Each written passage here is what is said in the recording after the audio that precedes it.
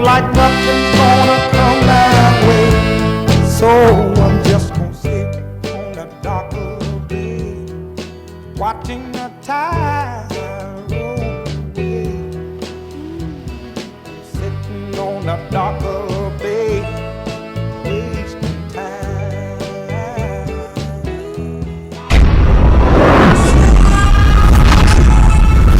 Maritime Matters is brought to you live by Bahamas Maritime Connection. What is maritime? Maritime, simply put, relates to navigation or commerce on the high seas. Some say money makes the world go round. I say ships move the money that make the world move. Who navigates those large international ships? How often are international ships required? Pleasant good evening to you, our valued listening audience. Welcome one, welcome all, welcome to Maritime Matters. I am your host, Captain Glenn Bain. I have in studio with me tonight one of the most gorgeous Bahamian young ladies in the world. She happens to be visiting. This damsel, ladies and gentlemen, is not going to be on our show, but she wants to say hello to the Bahamas. Her name, and she's of course my youngest daughter, Keturah. Keturah, say hello to the Bahamas. Good evening, Bahamas. Hey. I'm happy to be sitting in today. Thank you. Can't wait to hear what we're talking about. Keturah is not a maritime figure. As a matter of fact, Keturah is an accountant, and she does not dabble with, not even with architect, naval architect, which is accounting, which is architectural, dealing with those big ships, designing, ship design and all the rest of that. She don't want to get into that. She said she'll deal with buildings. But Keturah is here with me because she was hanging with me this week, and she'll be hanging with me for a while before she have to go back to Oklahoma. I see all that stuff you all get going on in Oklahoma, a lot of tornadoes and That's normal this time of the year. Your building wasn't affected today? No, we're fine. Well, that's good news. But anyway, we're happy to have you in the Bahamas around now, so you can dock some of that. And I'm happy to have you listening with us on Maritime Matters. Happy to be here. Very good. This is Tuesday, the 7th of May, 2024. Another Tuesday, and of course, another Maritime Matters show. Our sponsors for the night show, as usual, and I say tonight, it's evening time, eh? Okay, our sponsors for this evening show. 101 Pharmacy. Secondly, we're sponsored by Bahamas Maritime Connection, and thirdly, we're joint sponsored by GBI Pilots and Bimini Pilots. And I can tell you, we got a show on tap for you tonight. As you know, we are a mere 3 days away from the anniversary of the most tragic event in the history of this country. We shall cast all attention to the devastating Cuban MiG jets attack on our beloved HMBS Flamingo. So, has the reparations to those that suffered that incident been paid as yet? Well, in a word, no.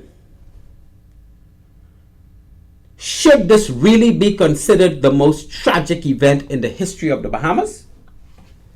Let's look at it this way, people.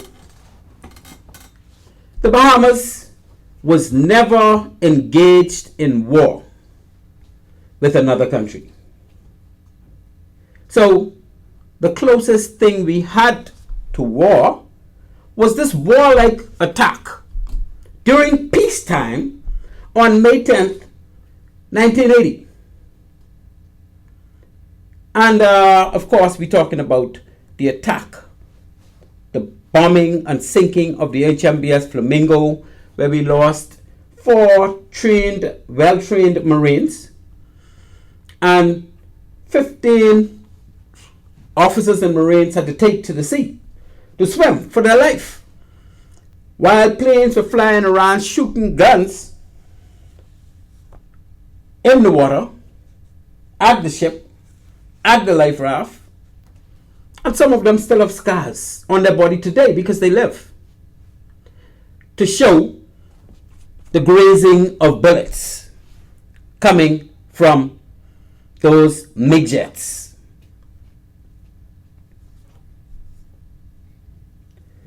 The inhumane treatment in the wake of that attack. First of all, we're going to re-navigate that voyage of HMBS Flamingo as she departed Coral Harbor Base on that Thursday, the 8th of May. We want to look into what happened during the voyage, what happened after the voyage, and we will speak to the inhumane treatment in the wake of the attack. Were the survivors given due counseling? The information that I got over the years, I've been researching this thing now for 3 years, is that they were not. They were not given any form of counseling. As a matter of fact, all 15 of them were placed on the sister ship of the Flamingo, HMBS Marlin, and sent back out to sea. They didn't get a chance to go home and speak with their family. They didn't get a chance to get any counseling. They didn't get a chance to speak with, well, of course, the press, the media, anybody. Obviously, the country didn't want that. Those that reigned power in those days didn't want that crew to mingle with anybody. Just pack them back on a ship among themselves and go to sea for a couple more days. Is that humane? 45 years after, and still zero reparations from our country,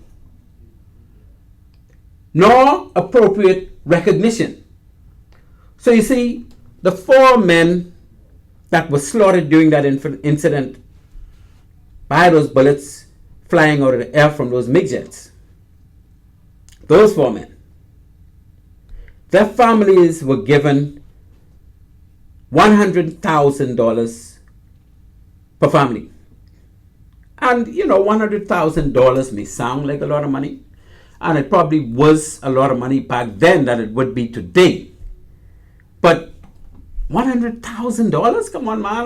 How much years a person got to wait to get $100,000 compared to if they lose their life and they can't even wait for their family anymore. These guys were their breadwinners. They were family breadwinners. One of them had 2 children. And once that life was gone, that was it. The other 15 men, many of them, most of them, are highly impacted by this incident. They couldn't live normal anymore. You ever hear about the guys who go to war and when they come back, they're not normal anymore? They just, in the night, jumping up and having nightmares? Hey, we had some of that going on too. These men were not trained for a wartime situation. These men were not trained to defend against a warplane. The patrol boat was not equipped and cannot be equipped to defend against a warplane. They have warships that deal with that type of thing. You have frigates and destroyers and assault ships and aircraft carriers. That's what you use to defend against midgets, to defend against F-14s, F-16s, F-31s. There's no such thing in a Coast Guard / Defense Force in the world.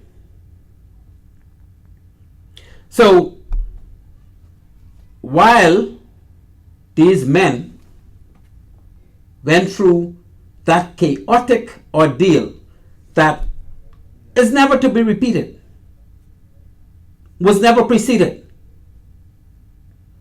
they were just tossed about like it doesn't matter. You're home now. Don't worry about nothing. Just go back out to sea. No counseling, no reparation, and they still put some of those men, most of them, back on other ships to continue going to sea with that disastrous memory. It's like nobody just cared. They just didn't care. But we're going to talk about the details of that travesty. And 40 5 years later, no compensation, not one red cent to those survivors as yet. And the $100,000 that was given by the Cuban government is all the family for those men that were slaughtered received. The Bahamas government or the Bahamas Treasury gave absolutely nothing. Is this right? I have a friend who said, no man, that's left. That can't be right. That gotta be left. It cannot be right, people. Should there be concerns moving forward for those being placed in high-risk situations in lieu of exposure surrounding their day-to-day service for our country? You know, we got policemen, and these days, situations get red hot. A hot pursuit situation could put the life of a police in jeopardy. Not because he's not wearing his safety vest, not because he's not well armed, but what is he going to use if the perpetrator is firing from an AK-47? Because if an AK-47 round hits a police, no matter, he could have on 10 bulletproof vests and it goes sliced right through them like the toilet tissue. That's it. There's no defense against it. And what happens when that police loses his life and he's the breadwinner for his family? How are they compensated? I guess his kids will have to come with private school if he's able to have them in private school. I guess his wife, if she is a housewife, will now have to start working. And his mother, if she was depending on his income to buy her medication, but would have to turn somewhere else. These are real life situations, people. And this country has to give answers to what happens in these situations. Katura. Yes. We're just getting started. Do you know anything about this HMPS Flamingo incident that happened in 1980? Long before you was born, obviously. Well, having two military parents, of course, I heard about it. Okay, growing so up. in your area of friendship, people in your era, do you think a lot of people would be aware? I highly doubt it. I really highly doubt that anyone in my generation that doesn't have a parent or a sibling connected to the military would have heard of it. We really don't advertise it at all. Well, I don't think these guys are given any real form of recognition. And this is one of the few things that we need our country to do in terms of giving back to these men. Not only the men that were slaughtered, the entire 19 of them. We should have streets carrying their names. We should have buildings carrying their names. We should have statues of them around the island, around the country. But you know what? We don't have any of that because those in authority that be don't seem to make that a priority ever. They don't want to make it a priority because they don't want to give those families their ample just due. They don't want to give those men their ample just due. And I don't know why, but I used to be on the defense force and I was faced on a few occasions, not with a situation where we were being attacked by a military force, but certainly there was crossfire. I remember a situation where we were ordered on the HMBS Inagua to go to Hole in the Wall, Abaco. And when we got there, we met a large barge with two cabin cruisers. And these were men from Bimini. Right? They're waiting for that mothership. And while we were there, and we had them under, not arrest, we had them basically questioning them and trying to find out what's going on. The mothership came out of nowhere. This big steel hull, rusty, and it had over 900 bales of marijuana. And it came straight straight and it tried to ram the HMBS Inagua. And it's a good thing Captain Jackson Ritchie at the time was still at the throttle on board. He was able to get that vessel loosed and reverse out of there, or go astern as we call it in shipping terms, just in time for that mothership to ram straight into that barge. And after that happened, of course, we got on board the mothership and took charge. But there was a cabin cruiser along with that mothership. That cabin cruiser took off the next week. And I remember myself, Michael Smudge Hudson, Sidney Crow-Roma, Jackson Ritchie was on the throttle. We took, because the Inagua could do in 19, 20 knots. That cabin cruiser probably was low on fuel. Whatever the case was, we were able to catch them. It took us about 10, 15 minutes to catch up with them. And when we caught up with that cabin cruiser, one of the men on board were firing a hand and a pistol at us. And you could hear the bullets hitting the ship, the Inagua and whatnot, but it didn't hit any of us.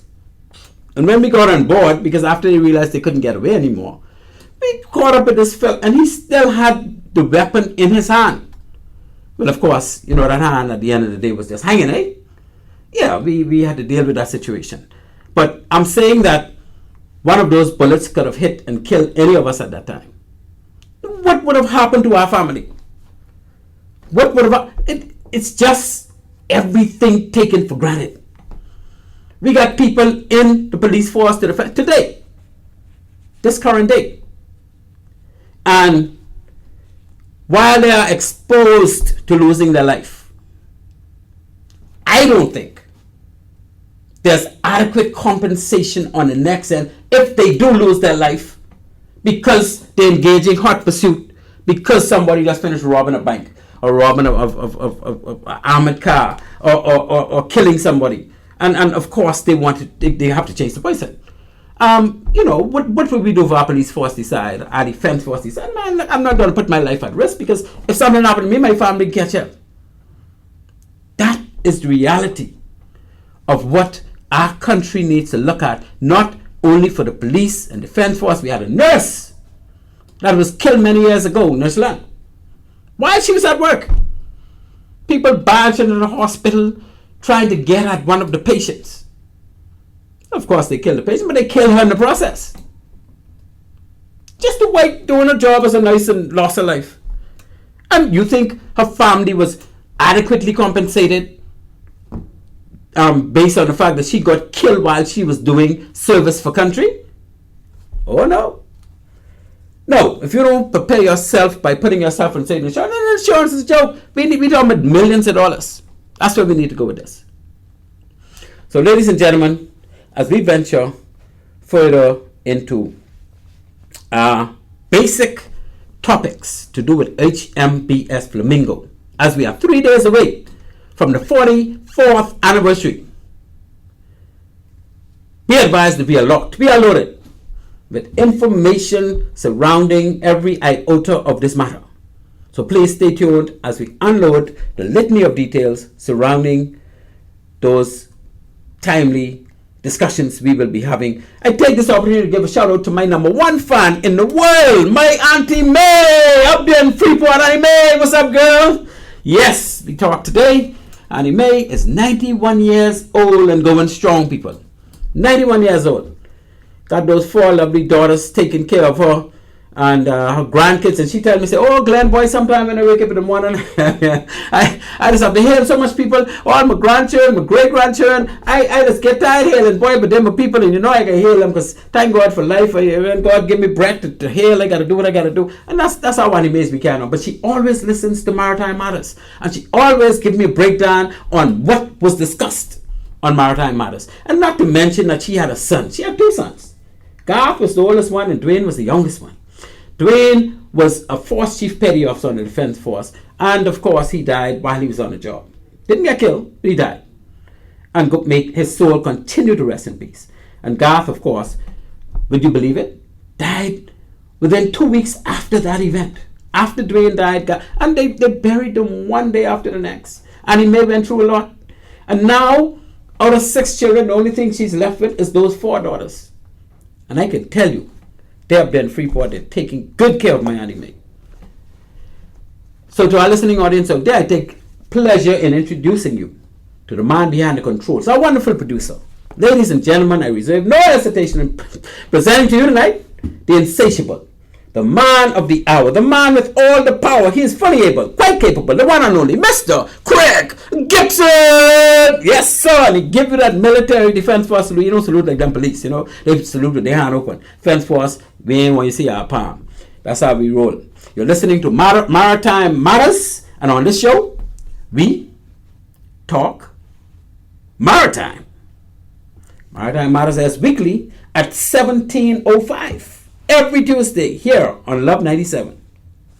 The purpose of our show is to highlight persons that have made significant contributions to maritime in the Bahamas, and we're dealing with those men of the HMBS Flamingo. They made the ultimate sacrifice, and to sensitize Bahamians of opportunities in the maritime sector. We also cover maritime current issues, domestic and international. So halfway through the show, we open our phone lines. You can feel free to call. I think one line is that line one, Mr. Producer. I think line one is on now, but the number to call us is 326-8255. That's 326-8255. Line one, you're on Maritime Matters. Hello. Good day, Captain. How you doing? Good evening to you, my friend. I am doing fantastically well, and how are you? Wonderful, and to your guests. Thank you very much. Wonderful. You know, me, Eddie, and all of those guys that mixed up, and all of those souls continue to rest in peace. Thank you very much. But, you know, after all of these years, and we've been shouting the same cry and blowing the same trumpets in honor, trying to get the honor for these guys. Do you remember we had a prime minister that actually tried to wipe out that date? Yes. By covering it up? Well, I am not sure I can say that he tried to wipe out that date. I think it was a bit negligence on his part. I don't think he realized that was the actual date that the Flamingo Incident happened. But after he called it, it came out later on that, hey, hold on, now that's May 10th. Because like you and I would always be aware of May 10th.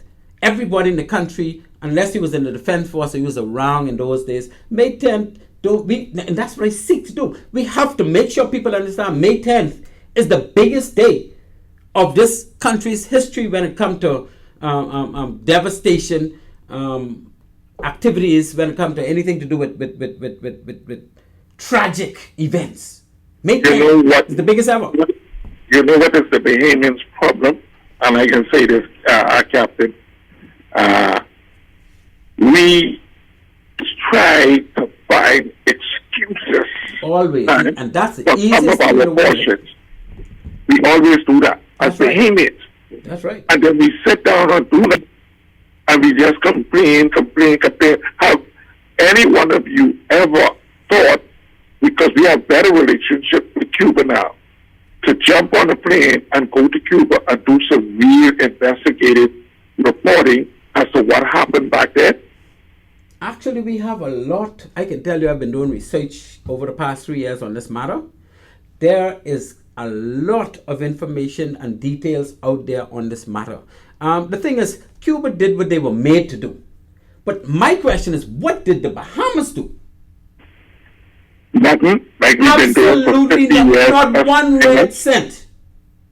And it's not too late, because these people still have people that, family members that are surviving, that depended on them, and still could be, at least cushion that impact, man. And looking forward, we need to make sure anybody else being killed while serving country is going to be adequately compensated.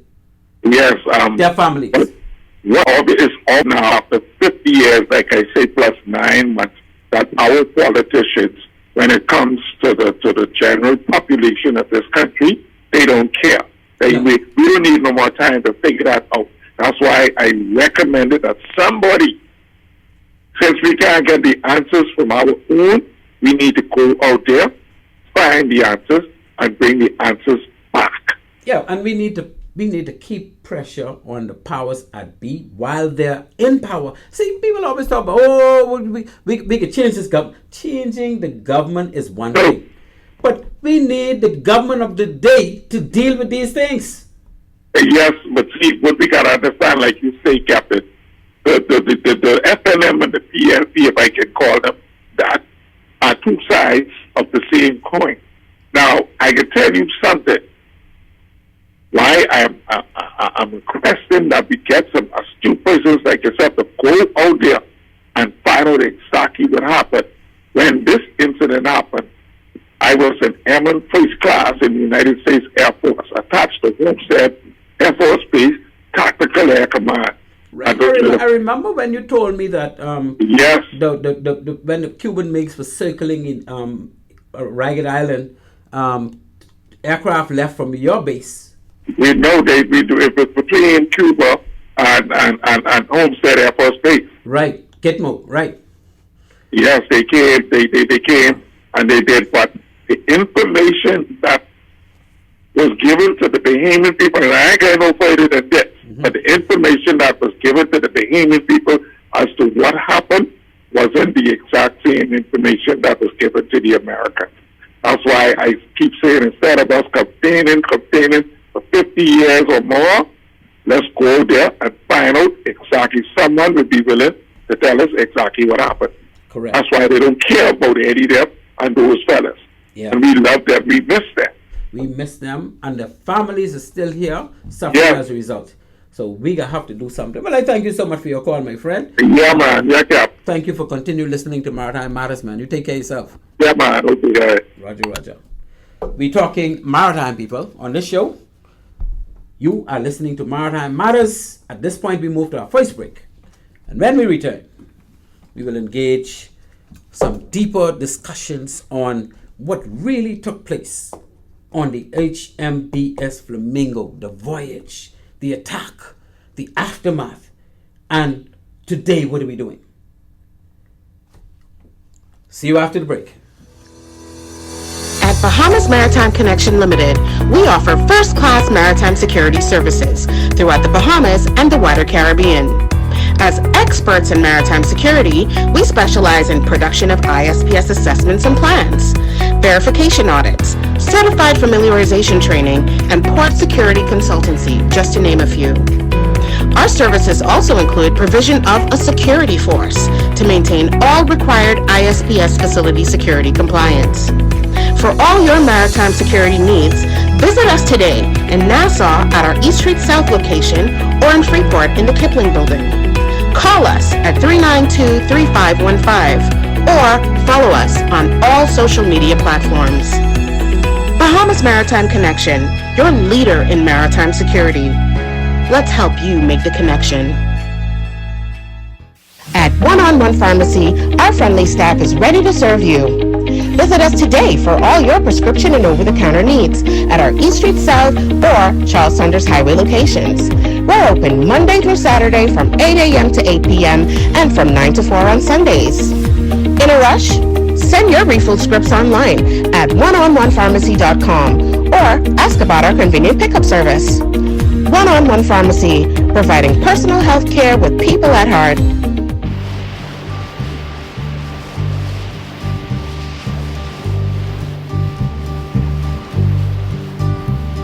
Sitting in the morning sun, I'll be sitting when the evening comes, watching the ships roll in, then I'll watch them roll. The sun is shining, oh what a lovely day, as the balmy breezes over the waters do play. HMBS Flamingo and crew are now eager to sail. We have our duties to perform and we shall not fail. There are arms and victuals and water enough. Our good ship is ready, be the seas calm or rough. So away from Coral Harbor we did slip. Ah, no one knew we'd be seeing the last of our ship. Throttles are engaged, engines put in gear. We have a long way to go, let's get out of here. Flamingo has been assigned a southern patrol, sailing under the command of Commander Amos Rowe. See the young crew members all lining the deck, The rolling seas have such a soothing effect. Oh, brave young man, do you not know what evil winds your way doth blow? An anchorage is sought for the night at Green Key, for the wind have come up, the ship must seek lee. Some crew members tell tales to pass away the time, while others on deck cast out fishing lines. Morning has come and anchor is weighed. The first lieutenant's orders have been swiftly obeyed. Flamingo once again turns her bow to the south, as a course is laid on for Blossom Channel's mouth. The ship is abuzz and spirits are high. We all feel as one with the ocean and sky. Through the channel we go, down the Ragged Island chain, through gin-clear waters. What an ethereal scene. Now a few days have passed, lazy and slow. Flamingo for fuel to Inago must go. Refueled, she's again ready to hit the banks. There's great anticipation from men of all ranks. Today, this will be our lucky day. An arrest, no doubt, will come our way. Lookouts are stationed all around the ship, while the raider man watches for that elusive blip. We're again off Ragged Island, combing the banks. We love our jobs and need no special thanks. To serve our country is all that we ask. Brave young Bahamian men, fully committed to a task. This day is Sunday, the 10th of May. Oh, gloomy, dreadful, fateful day. Would to God you could forever be wiped away. Weary is my soul from the weights upon it lay. I have a contact, the radar watch shouts. It's 5 miles away and bearing due south. The skipper is summoned out of his cabin, while Flamingo leaps ahead as more power is given. The boarding party all assembled is standing by, all fully equipped, weapons pointing to the sky. Go forth, brave souls, your duty calls. Stand tall, each one, whatever befalls. As mighty Flamingo steams nearer and nearer, the contact we see grows clearer and clearer, until by the light of the blazing sun we could see a fishing vessel from some foreign country. A feeling of joy now descends on the crew, for what we first thought was one is now confirmed as two. 2 arrests now instead of one to be made. 2 arrests will now to our credit be laid. Both vessels are now fully in our possession. We've only to wait for the crew's confession. All in all, it has been a productive day, and very soon we begin again to be underway. Hark there, fellow Marines, from whence comes that sound that seems to permeate the air all around? Wait, look over yonder, look to the sky. Are they not military aircraft that pass us by? Look again, my mates, they are coming around, flying low over the waters with a thunderous sound. Can someone tell what is the meaning of this? Will fear now overtake our early bliss? Oh, brave young men, strong Bahamian sons, your time has come to face hostile guns. This day will be recorded in our Defense Force story as the day young Bahamian sailors achieved eternal glory. Captain, my captain, we are now under attack. Those aircraft which first passed have now come back. See the bullets now piercing Flamingo's sleek side. What shall we do? There's no place to hide. The crew is assembled and Coral Harbor Base is now told of these tragic events as they continue to unfold. Alas, we must now abandon our ship, and soon under the waves she began to slip. Captain, look over there. They're now shooting in the water. Surely they intend our young men to slaughter. I hear even now a sailor's pitiful cry. Oh Lord, I'm hit. Please don't let me die. The aircrafts at last have gone away, leaving strong young men in shock and dismay. And as some semblance of order is brought to the scene, we cannot account for 4 brave young Marines. Austin Smith, Fenwick Stirrup, Edward Williams, and David Tucker. Wherever you may be, may your soul find sweet succor. You've served your shipmates and country for many long years, and many will be the days of your memories with tears. O Bahamian mothers, on this Mother's Day, I pray that God wipes your tears away. Your sons have gone down into the deep, but our God in heaven their souls will keep. And now in their honor, young Bahamians strong and free step forth with pride to save their country. So to the survivors of Flamingo and to those heroes who died, a grateful nation gives it thanks and pray God be your guide.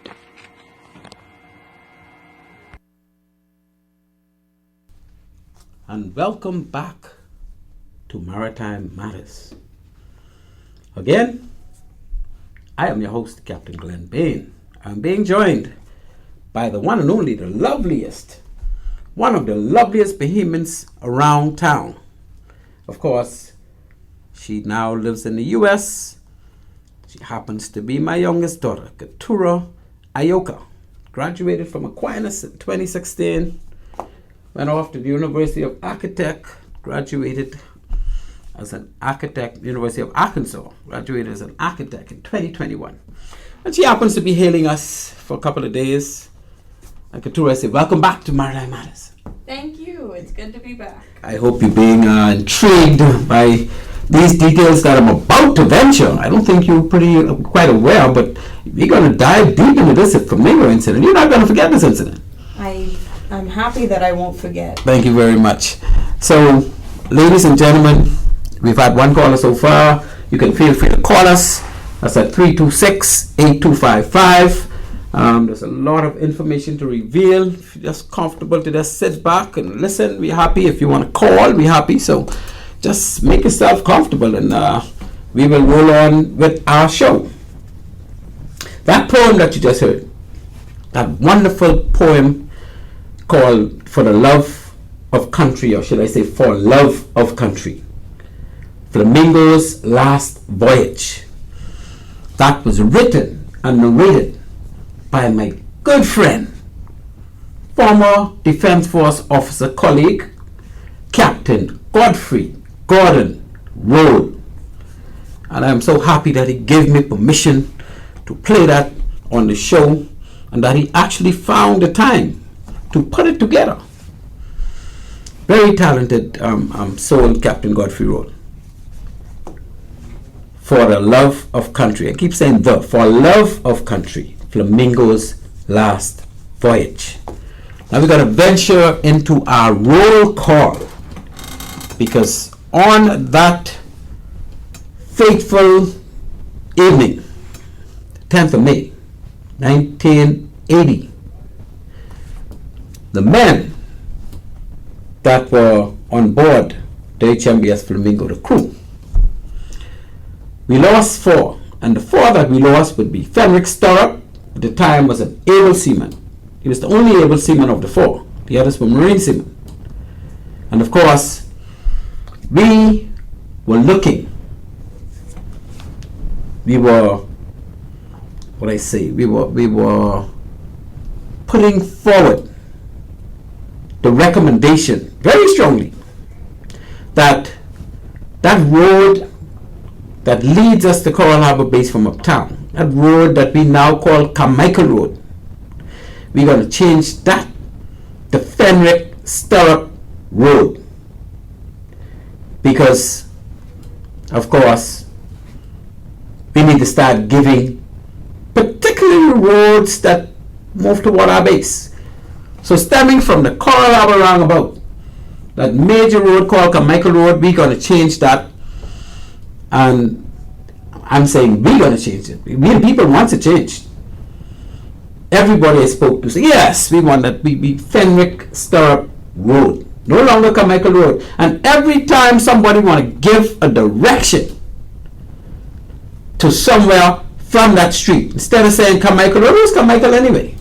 Instead of saying Michael Road, they would be talking about Fenwick Stirrup Road. And that name will live on forever, people. That's how we do it. So, Fenwick was very strong from us, as the reports have it. And he smiled a lot. So a lot of people referred to him as Guy Smiling, because he was always happy, always smiling. Of course, I was in high school when this incident took place, so I would not have known any of those four. But of course, I know the names very well now. I know the pictures very well. And second, we would have Austin Smith. Marine Seaman Austin Smith. And I would put forward, me and many others that I spoke with us, 2 shows, the last 2 Mays, we had shows on this same HMBS Flamingo incident. And we're going to recommend that Coral Harbor Road North, the one that leads to the airport from the Coral Harbor roundabout, we're going to name that Austin Smith Road. And then we got the one going south toward the base. And so we have Coral Harbor Road North, which will be Austin Smith Road, and then we have Coral Harbor Road South. And because it's going to the base, and we know what the base holds, a lot of ammunition. And we got the gunner,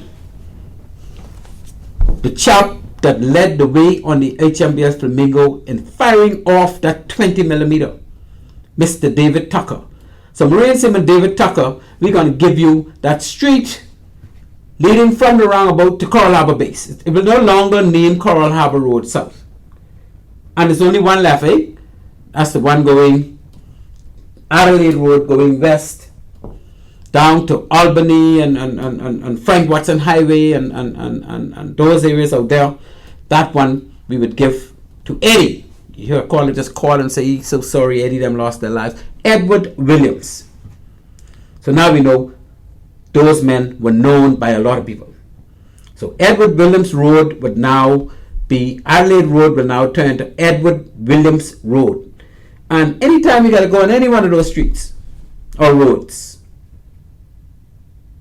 we will be recalling those names that lost their lives for the love of country, eh?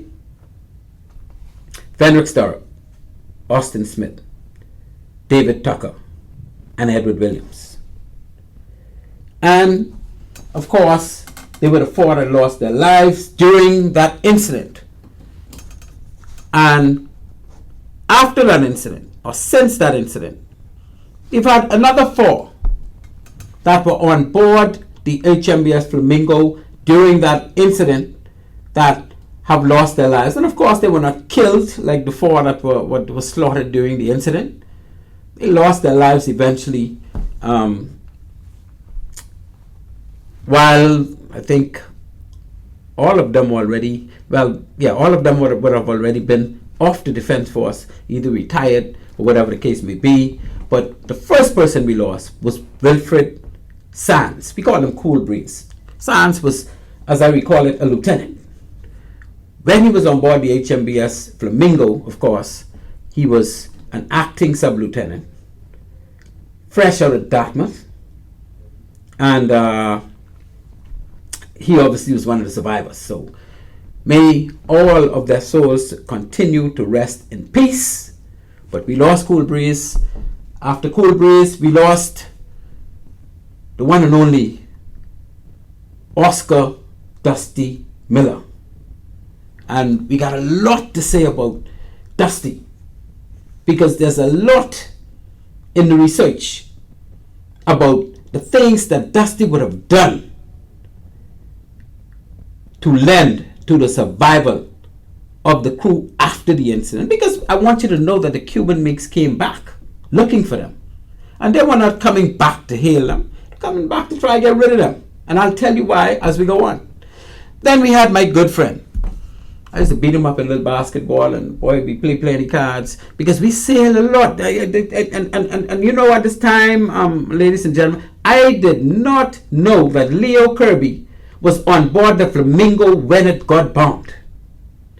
Leo Kirby, we did a lot of things together, because he and I worked together for years on board the HMBS Inagua and on board the HMBS Yellow Elder. And may Leo's soul continue to rest in peace. And of course, I got to give a shout out to his wife, Rose Kirby, who's affiliated with that Johnson family that I know so well. From Richie, I know Richie because he's engaged to my sister Kathy, way back in the day. And so I got to know Julian and Joe and Maxine and Rose and all the rest of it. So even the mom and the dad, they were people that I knew personally. So Leo got married to Rose, and Leo and I spent lots of years together at sea. And I did not know Leo was one of those that were on the HMBS Flamingo when it got attacked. And then we have, following Cool Breeze, Dusty, and Leo, we have the greatest captain the Defense Force ever had, also passed away in recent years. And who would that be? That would be the famous Commander Amos Roll. And you know, we used to call him the Führer because everybody so respected him. He had such a grip on his crew. He was the last person to leave that ship while it was going down. They almost had to beg him to jump, and as former captain, retired Whitfield Neely would have told me when he was on the show with me, he had to virtually beg Commander Amos Roll to jump and come into the dory that he was driving. He went to pick him up. And as the boat was sinking, he almost didn't want to leave the boat. Burning everywhere, fire everywhere, and he finally jumped over, and Whitfield was able to bring him in the dory from the burning, sinking Flamingo to the captured craft that everybody else was on. So he was the captain all the way today. And you know, they always say the captain should be the last one to leave his ship if his ship is sinking. And that is what Commander Amos Roll did. He made sure everybody else was gone, and he saluted and left the ship. The ultimate captain. So the four that passed on and continue, may their soul continue to rest in peace after the incident would be Wilfred Sands, Oscar Miller, Leopold Kirby, and Amos Roll. And then we have 11 people, 11 still living among us today. And I can guarantee you, a lot of us be seeing them and not realizing what these men had gone through. And we just take them for granted as though you're seeing any other Defense Force person. Because I did it all those years I was on it. Nobody told me that these were the men that were on Flamingo. In fact, when I joined the job, I thought they were all gone. I thought they just allowed them to leave and pay them pension for the rest of their career. That's what they should have done, in my opinion. But the 11 that still live among us, and please, whenever you see one of them, please reach out, shake their hand, give them a word of encouragement. These men went through travesty. Travesty like no other Bahamian were ever faced with. Peacetime, they were attacked by warplanes. Didn't have a fighting chance. Why? Because patrol boats are not, we don't have missiles on patrol boats. We have guns, we have 20mm, but we have no automated 20mm that is connected to the radar that picks up the airplane before it reaches near and trains and start firing at the airplane. So we don't have those type of weapons on our patrol boats. So these people were just sitting ducks, unfortunately. And I can tell you, I work in the Defense Force for many years. I know what we have, I know what we don't have, I know what we should have in situations like that. And we cannot have, because, I mean, come on, we're not going to prepare that force for war. That's going to remain a Defense Force and not a full-fledged Navy, eh? So, the 11 that lives on amongst us, that we always want to reach out and go to our way to speak with them. Anthony Allens, Captain Anthony Allens. Peterson James. When he left the job, he was Force Chief Petty Officer Peterson James. And I'll tell you that next week's show, you will hear what Force Chief James have to say about that incident. He's never divulged it, but he and I are going to do that this week. And next week, you will hear from Force Chief Petty Officer Peterson James. Gregory Curry. Gregory Curry was not on the show, but he and I did an interview. And we did a full show of that interview. And you will hear that again, because I can tell you, that was extremely touching. Denzel Clark. Denzel Clark, a household name, not for being a member of the HMBS Flamingo people. Because most people did not know, because I didn't know while I was on the job. And I was there for 18 years. That Denzel Clark, the famous Denzel Clark, the famous baseball and softball home run hitter from Hatchet Bay, Lutra, was a member of the crew of the HMBS Flamingo who had to swim for his life like everybody else while the MiGs were firing in the water.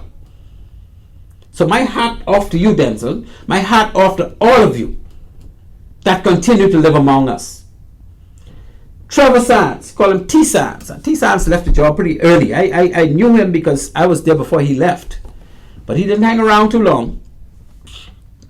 And he was one of the more senior people, one of the able senior, because remember now, a lot of these people have just passed out of training, like Whitfield and John Wallace and a couple of those guys just passed out of training, and they were fresh, and they were not very experienced seafarers, although they did a hell of a job when it came to that incident. We have John Wallace. John Wallace is the second one from Ragged Island. It was Leo Kirby and John Wallace. Both of them are from Ragged Island. And they were the two that when the Flamingo was bombed and everybody had to take to swimming to the captured craft that they already had, only one they could have gone on because the other one they dismantled and it started to sink. So everybody went on just one captured craft. And of course they had to darken ship, and we can talk about those details in a minute. But when they got to Ragged Island, it was 1:30 in the morning.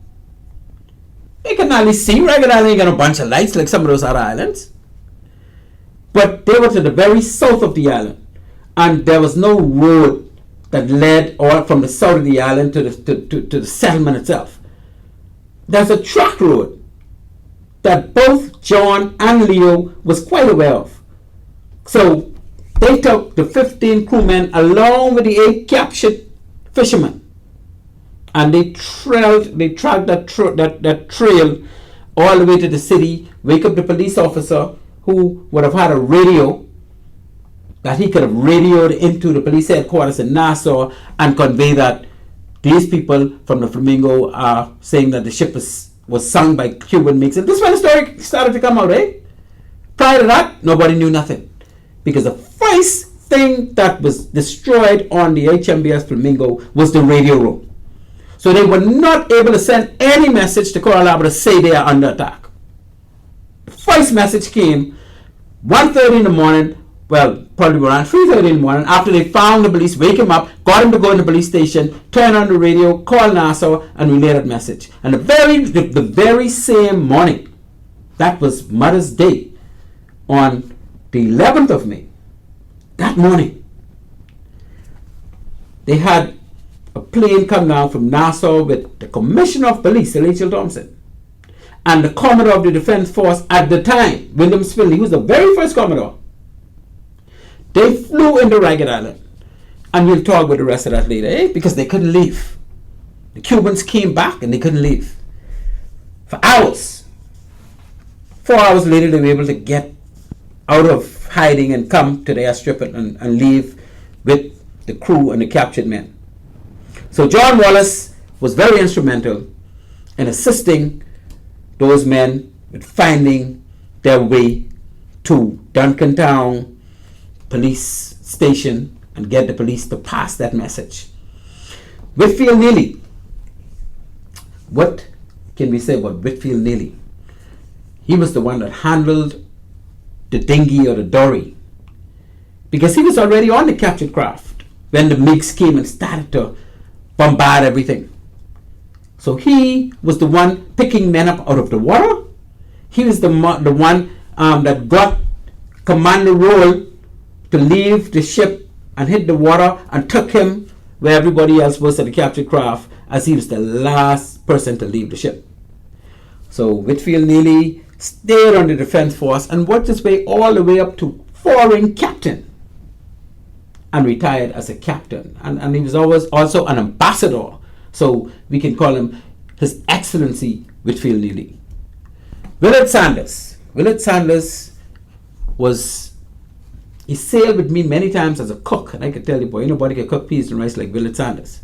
But again, I did not know that Willard Sanders was one of the men that were impacted by the bombing of HMBS Flamingo. And when I learned that, it made me realize why sometimes he was a bit difficult to get to move.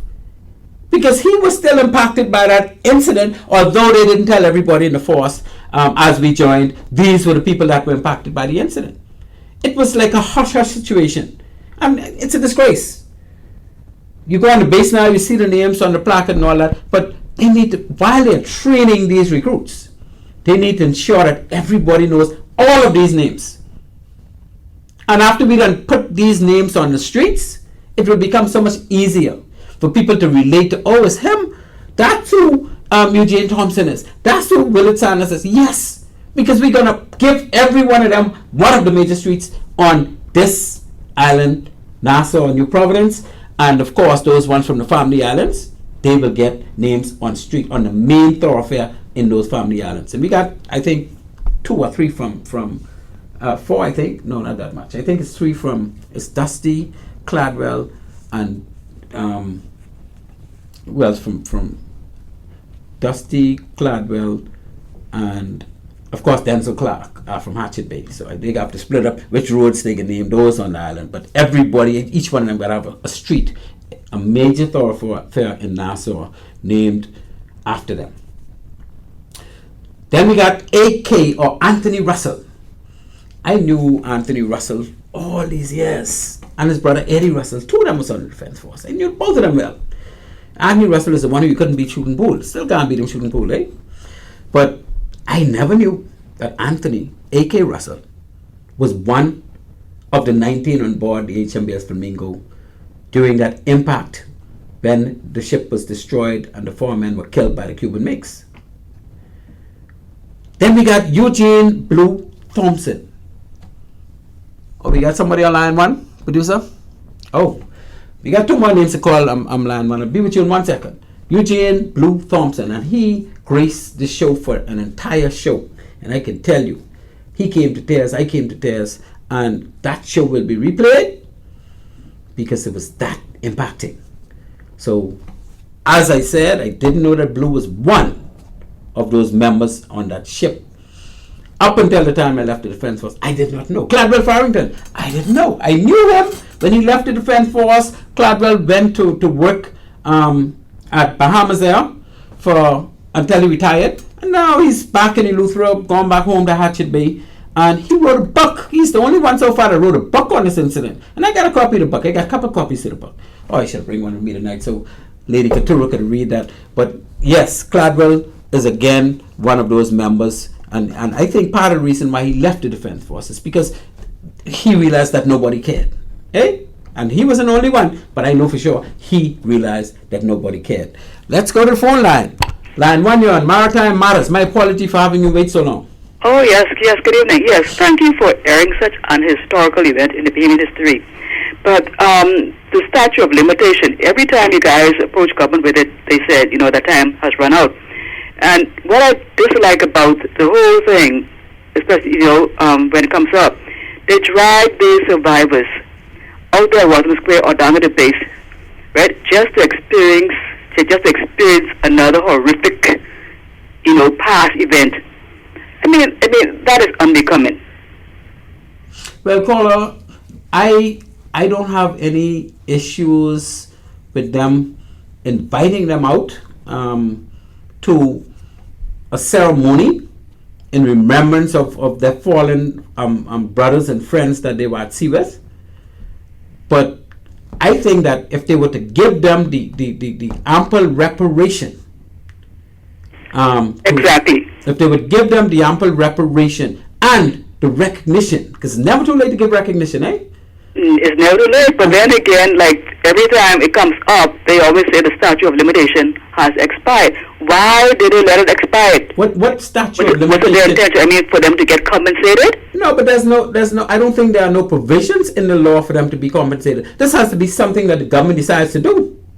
Wow. There's no statute limitation on compensation, because there's no law to say if you out to sea and you would be compensated. I'm just saying that the Cubans, I think they probably had a statute of limitations. They took care of some funding toward the men that they actually killed. But our government gave absolutely nothing, not even to the family of those who were killed. Wow. So the statute of limitation, that don't apply here. Wow. I am saying that our country needs to do something for these people, and not only for them. There's a lot of other people we got to do things for, but let's start with them.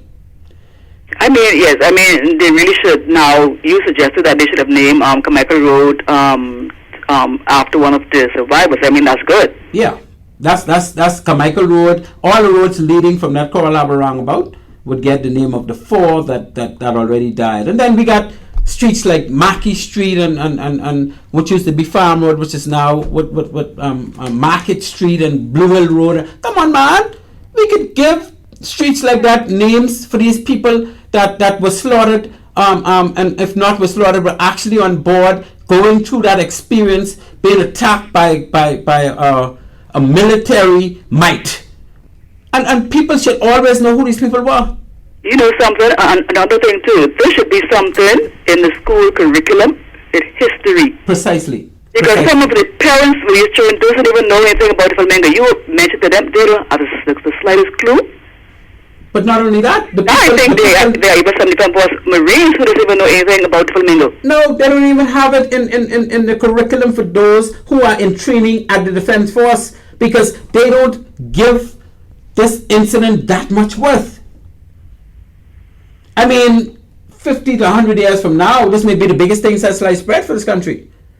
But why are you going to wait till these people die out to start giving recognition and compensation for what they went through? Too late. I must compensate the Monroe guy who did the exhibition at the museum. Yes. A few years back. Yes, that was good. What they should have done too, they should have invited school children down there to see that. Yes, they should. To experience that.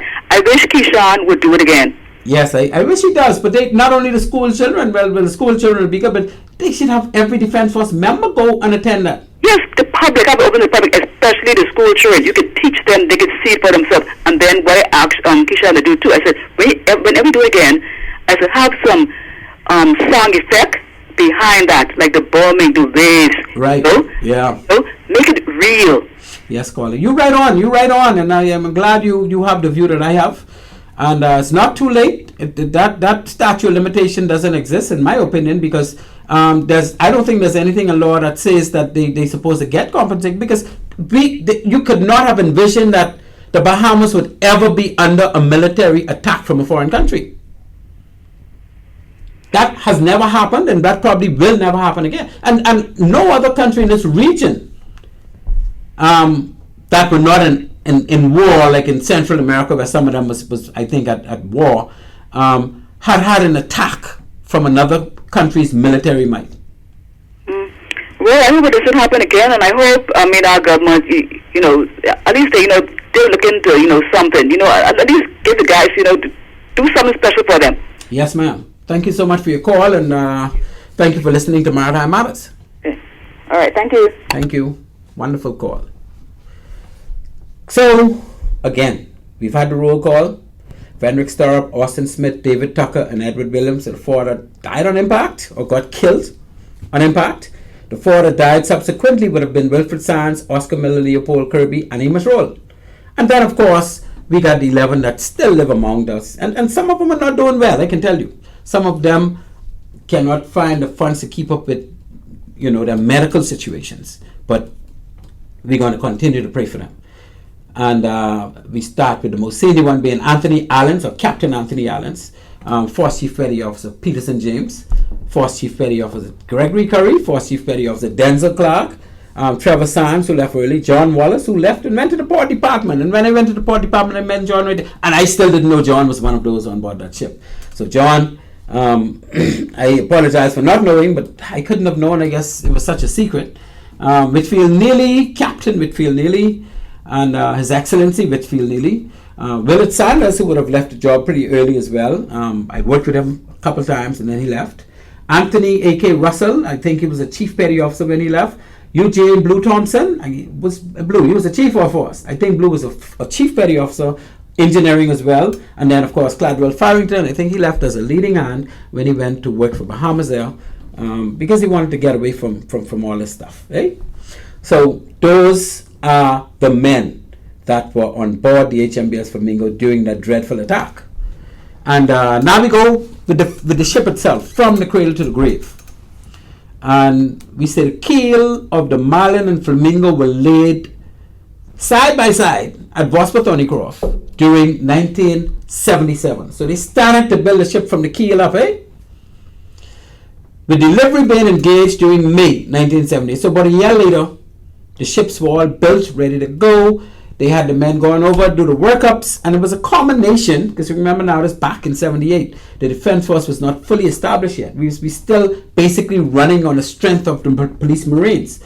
So we had a mixture of Police Marines and Defense Force men that were already in the force go off to bring these ships. And these were the only two ships that the Defense Force ever had come on their own power across the Atlantic upon delivery.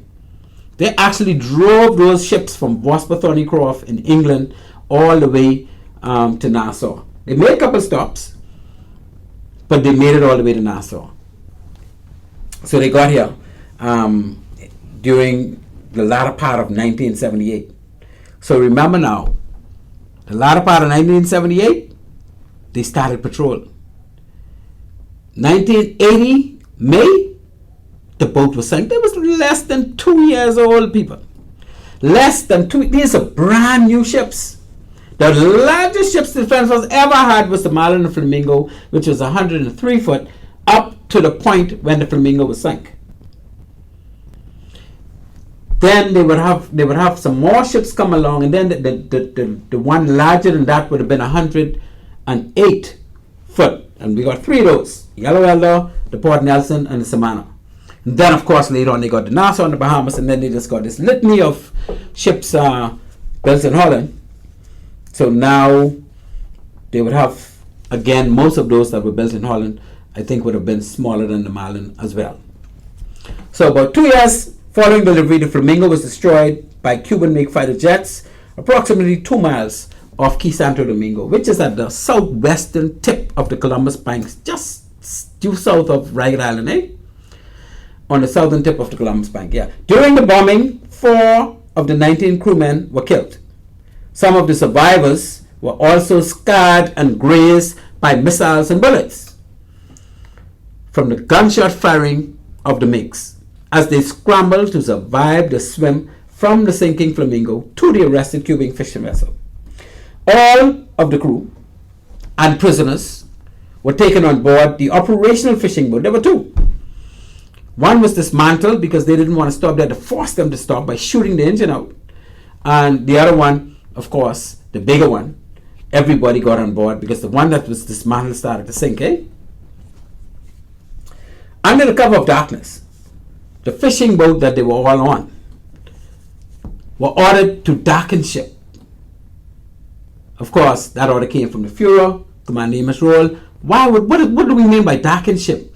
That means any light that the ship has, you don't turn it on.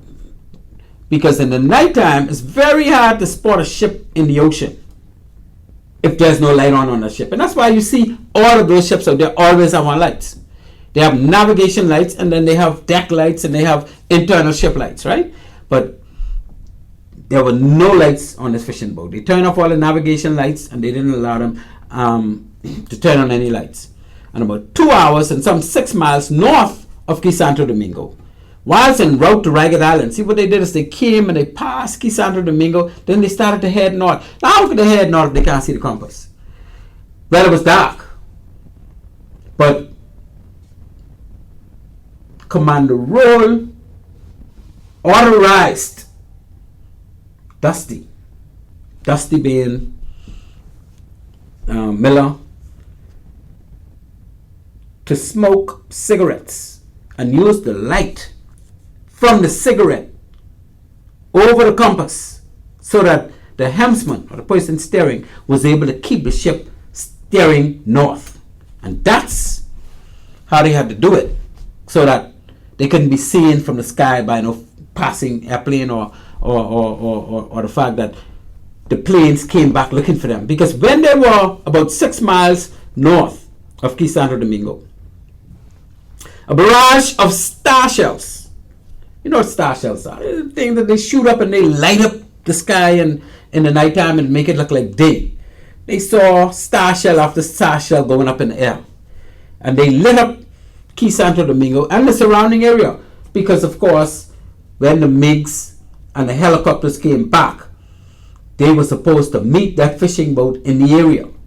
Because what I didn't tell you is through communication, the Cubans were told to not dismantle. What word we use when we want to make something don't wait no more.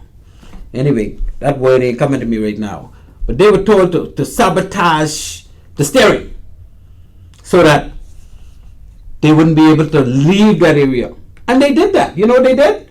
They took out the steering pin and dropped it in the bilge. And they didn't throw it overboard because they know they will use it later on to get their steering back when they're ready. And Dusty Miller, the astute Dusty Miller, didn't give up on that. He said, no. The steering pin is not in here. And he searched that ship until he went into the bilge and found that steering pin. Put that back in place. And then they were able to steer. Otherwise, they wouldn't be able to steer. The MiGs would have come back, meet them there. They didn't have any opportunity to send any message to anybody to say the Flamingo sank. And of course, I would assume, based on the fact that they came back and light up that key looking for them, that they wanted to just get rid of all them. Even though 8 Cubans would have gone down with that boat. And then it would have been what happened to the Flamingo. We would have still been wondering today what happened to the Flamingo when she was in the southern Bahamas. Because we would have had no proof. All we would know is the boat sank or the boat gone missing. You find no crew, you find nobody. So it's fortunate that we had a Dusty Miller on board that fishing vessel and an Amos Roll on board that fishing vessel to order that darkened ship and make their way to Ragged Island so that all of this information could have gotten out, eh? So that was very fortunate. And upon arrival at Ragged Island about 1:30 Sunday morning, and this is Mother's Day Sunday, May 11th, 1980 was Mother's Day. All personnel disembarked and made their way to Duncantown. And around 9 o'clock, a DC-3 arrived at Ragged Island to transport Flamingo's crew and prisoners to Nassau. And on board they also had a police plane fly around with the Commissioner of Police and Commodore of the Defense Force at the time. That was Commodore Swilly and Commissioner Sir Rachel Thompson. Soon thereafter, the MiG fighter jets returned, along with a helo and a long-range military transport carrier with numerous gunmen. Cuban military contingent kept the Bahamian officials from boarding their designated plane for over 3 hours. They actually landed on the airstrip with men toting guns coming out. And then the chopper went down to look at the captured craft, circle it, check the area to see if they could get their people. They came for their people. They didn't want us to carry their people. They didn't want us to have no proof, you see. And so the Cuban military contingent kept the Bahamian officials from coming to the airstrip. And only after an American military jet, a scrambler jet or whatever they call it, and as you heard, the earlier caller said that he was working with the military base in Homestead at the time. And he recalled that they sent that F-14 or whatever they sent to Ragged Island. And when they came on the scene, the midgets left. And then eventually the chopper and the personnel carrier left as well. And that is when the commissioner, the commodore, the 15 men that were left along with the 8 prisoners were able to get on those planes and fly into Nassau. So this was a big deal, people. This was no little small, that the boat sinking. No. This was a big deal. These people went through something. The people that lives in Ragged Island talk about how the coconut trees was dancing and because when the MiGs fly over, they were so low that they were actually causing the trees to scatter about the place. So the crew and prisoners were then transported to Nassau, and that is how that event happened. Now, since we're down to 10 minutes, let me get into the final fatal voyage, the details of the actual voyage. Again, people are listening to Maritime Matters. As you know, on this show, we talk maritime. This is the month of May, and this is the month that we have dedicated to the sinking, the bombing of HMBS Flamingo back in 1980, the most disastrous situation ever in the Bahamas from a military or non-military perspective, where Bahamians came under hostile attack from military force of the Cubans. Without a chance to survive, they were just sitting ducks. Unfortunately, they were able to most of them were able to survive that ordeal. So they departed Coral Harbor at 1400. That would have been that Thursday, the 8th, at 2 p.m. Set off to sea. Now they were going to do a southern patrol. So of course they went south and they stopped by Green Key. Everybody from 2 o'clock, they probably got there around 4 or 5 o'clock. And Green Key was a place that most of us stopped before we went through Blossom Channel, Lark Channel, Fleeting Channel to get onto the Great Bahama Banks, where we know there are a lot of poachers and fishermen and that type of thing. So we stop at Green Key normally, and of course when you stop at Green Key you got a fishing egg, plus you got to send a crew ashore to search the key, because back in those days drugs were rampant. So they spent the night at Green Key, and the very next morning early they proceeded and spent the second night at Grinchow's Key. So they went through Blossom Channel all the way down to Grinchow's Keys looking for poachers, because that's the area where they hang out. So they spent Friday night at Grinchow's Key, and when they were passing Key Lobos, because now remember Grinchow's Key is at the extremity tip of the banks, so it's Key Lobos. But Key Lobos is a little more east. So they left Grinchow's Key heading toward Ragged Island. So they pass Key Lobos deliberately, because of course a lot of Cuban boats hang out by Key Lobos as well, doing their poaching operations. And as they passed Key Lobos that Saturday morning, they sighted 2 Cuban fishing vessels. And they were already in the ocean, they had known. So of course Commander Roll decided, they already in the ocean, we wouldn't pursue them. Leave them alone. We going to Ragged Island. So it would appear at that time that these vessels were advised that a patrol boat was headed their way, since they were always in departure mode when Flamingo arrived the area. So even before Flamingo got to them, they were already heading. Why would they be heading home in the middle of the morning, first thing in the morning, if they were there fishing? When they come fishing, they come for days, So they're already alerted. Caller, I see you on the line. So we're going to stick a pin right in and get our caller. Caller, you're on Maritime Matters. Hello. Well, hello, I'm to Mary. I'm Couture, who's visiting from the USA. Thank you so much. How are you? What you got to say to us about the Flamingo? Yeah, what I'm saying, Cap, we heard so many stories about the sinking of the Flamingo. They said that the Cubans gave a signal, and the Bahamas ships didn't want to stop, so they just turned around and bombed them. But every time you hear a different story, so you don't know which story is correct. Well, they were saying when they first came to the negotiation table, they were saying that they thought that the Flamingo was a pirate vessel, a pirate ship. But they could see from the sky, and those MiG jets, they know a patrol boat. And what pirate ship will be in that area anyway? Why would Bahamas have a pirate ship, or any other country have a pirate ship in the area where the Cubans know were regular grounds for them to poach? We have arrested many of their ships before that for poaching. So they knew it. Now those two vessels were loaded. They had all the crawfish, all the grouper, all the conch. They had everything in those ships. They were loaded based on the information we got. Right?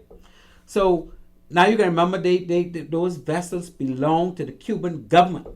They were not commercial fishermen who were in their own boats. They were the Cuban government boats. So they were out there fishing to carry fish back to the Cuban government. Oh, I see. So they let you know who was the big boss on They decided, man, we tired of these fellas catching our fishing fellas and bringing them in. See, you got to remember, before the Marlin and the Flamingo came, that year and a half, 2 years prior to that incident, no Defense Force vessel used to go that far down. Excuse me. Defense Force, we only had 60 footers, so, they never used to go all the way down to Guinchos, Keys, and Key Lobos, and Key Santo Domingo, in those areas. These were the first vessels doing it, so the Cubans were always in those areas fishing.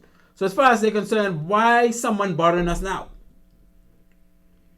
And so what happened is, of course, the order was given to send the planes out and, just deal with whoever trying to arrest their ships or stop their ships from fishing. They were flexing their muscles. Well, they flexed their muscles, yes. It's unfortunate, but that's exactly what took place. Okay. Well, the Bahamas government should have really gone heavy with them. Nothing less than $20 million they should have asked for. I agree with that. They should have asked for $200 million if you ask me. But what the Bahamas government didn't do is they didn't give those men a dime, although they went through all of that chaos. Boy. And it ain't too late. We have to, and maybe finding money for everything else, eh? Yeah, well, that's true. You find $200 million to buy ships for the Defense Force in a package, but you can't find a couple $1 million to give the fellas who was out there without a chance to live anything at all, and their families. Yeah, but the ones who go on family should get some money, and the ones who survive the ordeal should get some money too. That is precisely what I'm saying, yes. Well, we'll see what happens. We're going to keep the fire burning and see what happens. But thank you so much for being an avid listener of Maritime Matters and for calling in and giving us shedding that light.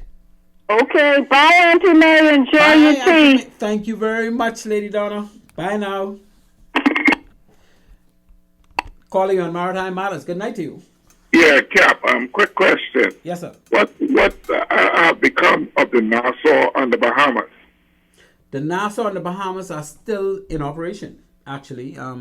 Right now in Inagua area, the Bahamas, I think, is responsible for patrolling that area and bringing in the Haitian migrants when we find them in the area.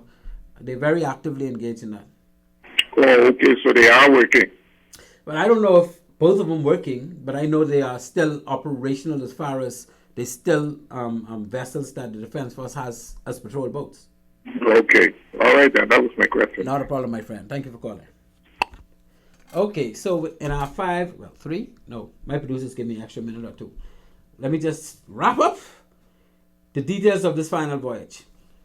So they passed Kilobos, fishing vessel went out, looked like they had information, and upon anchoring off Ragged Island, Commander Roll decided, look here, pull the anchor back up, I go in to check Key Santo Domingo, which is common. I did that many times. We in Harbor, and I said, man, let's get out there. I got a little hunch something going on out there. And you just leave Harbor. So they went down to check Key Santo Domingo and come. And I remember Marlin was capable of cruising on 22 knots. Plus, she could do a 26 knots on the sprint. So this fast vessel. It would take them an hour and a half to get from Duncantown area to Key Santo Domingo, and then they come right back. But when they got there, they met vessels departing the area, but departing again. So obviously they must have been given information ahead that a patrol boat is headed their way, eh? And they intercepted them. They had to shoot warning shots to make them stop. And of course they dismantled the engine on the second one. And after that engine stopped functioning, the biggest vessel stopped as well. So apparently the Cuban operators had no regard for Bahamian patrol boat attempting to stop them. They're just trying to get away. So the abducted vessels were taken in tow. The abducted one, well, of course, that one sank. We started to tow them toward Key Santo Domingo so that we could get all them together, get all the fishery products, get all the evidence. And on the way to Key Santo Domingo, Flamingo was bombarded and destroyed. Right? Shortly after, just before they were able to take them in tow to go down there, the MiGs came and they decided they could sink them. So 4 men were killed in the process and another 15 in the water, scrambling for their lives. I say we need to pay reparation now for what those men went through. We shouldn't have to wait until their grandchildren come along. Like how some of the people waiting for slave reparations, eh? I say $1 million to the family of any government employee murdered whilst in the line of duty. We've had police officers, like my good cousin Sergeant Melinda Pratt, who got knocked along the highway in Eleuthera, and she died while they were trying to get a prisoner back of the bush. Defense Force Officer Kai Gibson from Point Eleuthera. Remember, he lost his life because he was in the captured craft and it sank and got pulled underwater, and everybody on board drowned. They were killed in the line of duty. We should recall also that Nois Lund was killed while on duty at the Princess Margaret Hospital. These are, of course, quite tragic events. As such, I say the families suffering from such dreadful incidents should be compensated at least $1 million per incident. Otherwise, dear listener, why should I, or you, or anybody else want to place our life at such great risk at the expense of our loved ones falling on undue hardship due to the void left as a result? I say $1 million for any person that causes the country flag to raise in the eyes of the world. Anybody that goes to Olympic and win a gold medal, I think the country, the treasury, should give that person. Do you know how hard it is to even qualify for the Olympics? To win a gold medal in the Olympics, $1 million is peanuts.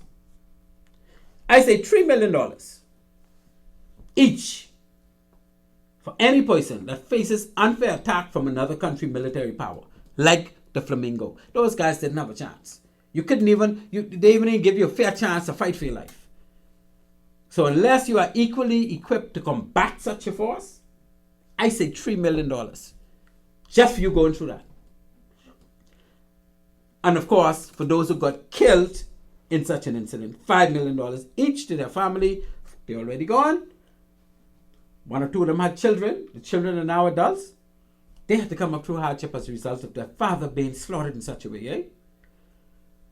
Without being trained or equipped to fairly defend himself against such an attack.